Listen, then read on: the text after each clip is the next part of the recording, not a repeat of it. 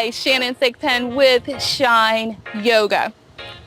The strength and flexibility of your wrists are very important when you're practicing certain yoga positions.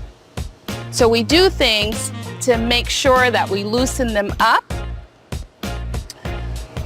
Like this, when you're doing things like planks, down dogs, hovers, you need strength and flexibility. And circle them the other way. You also, just in everyday life, you want to have flexibility in the wrist. So you make sure you loosen them up and you're just going in a circular motion with them, both directions. You can interlace your fingers and do a figure 8 to loosen them up as well. A couple of other things that I like to do without using any type of assistance is using like the stop sign with your fingertips up and your palms facing away. See how much you can get your fingertips to go towards the ceiling. And notice you may have more flexibility on one side than the other. Like for me, this one, I cannot bend that wrist as much as I can this one. It's subtle, but I can see it. So you'll be able to see a difference with yours.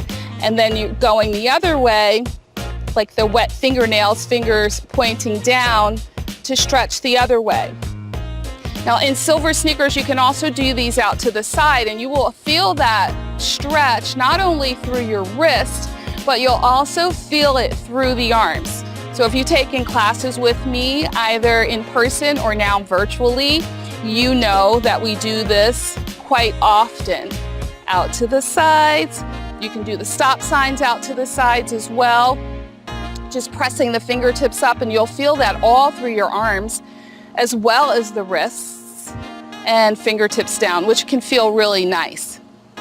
This is how we are trained, silver sneaker instructors are trained to encourage our students to stretch the wrist with no assistance. So particularly if you have osteoporosis, you don't want to apply any additional pressure.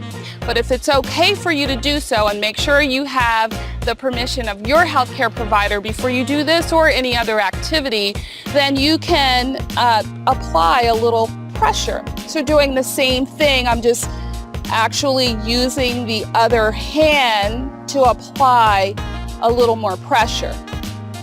Once you do that, can you see that? Once you do that, you're going to feel a deeper stretch. Please don't do it if you have osteoporosis or if you're not sure if it's a good idea. And of course, you wouldn't do anything that hurts. And you can do the same in the opposite direction. You're not applying too much pressure. It's a gentle pressure. You're not forcing it. Just a little guide, just a little extra here, right? And you may not have as much flexibility, okay, so you don't force it. You'll feel that all through the forearms. Once they get a little more flexibility and strength, you can start to use the ground or a wall as well. So in some of my classes, I will ask them, again, this is not for my silver sneaker students, per se, especially if you have osteoporosis. I would never teach this in a silver sneakers class because this is an advanced pose, a more difficult, it's just putting more stress. I don't like using words like advanced, but it's putting more stress, right, on the joints. With your fingertips down, bring your palms, you start to bring the palms towards the mat or towards the floor. Or if you're against using the wall, notice my elbows are straight, bringing them towards the wall. And notice my shoulders aren't hiked up to my ears. My hands are slightly in front of my legs. I could be sitting, you know, with my legs out in front of me. You can bring them back a little bit more, but you're trying to just feel that slight stretch in the wrist and the forearm, okay?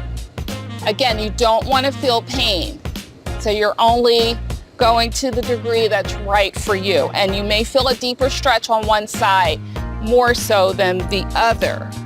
Breathing, please. You may have to bring your hands back a little bit more or out in front of you a little bit more so that you feel that stretch. And your hands may be with your fingertips pointing back towards your feet. Your palms might be a lot more away from the mat, okay? With your elbows straight. And then you can really feel that stretch. It will, fatigue the forearm quite a bit. You can then wet fingernails, take the palms down and do the same thing.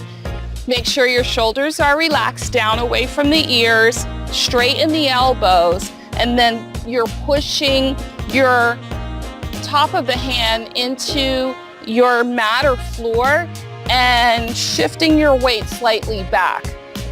I've just moved my hands further away from me so I can get a deeper stretch that way.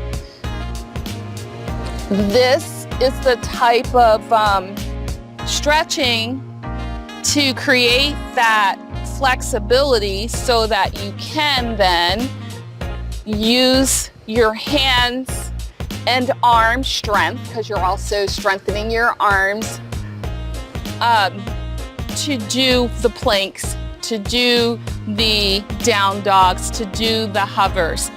If you do have trouble with your wrist, no worries. You can always use your forearms, but I still encourage you to practice the stretching.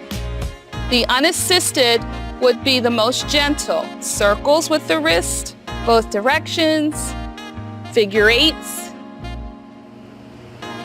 stop signs, good inverted fingers down, palms away, and the wet fingernails. That will help you to create more flexibility and strength in your wrist. Start where you are, do what you can. You do have greatness inside of you, and I believe in you. Namaste.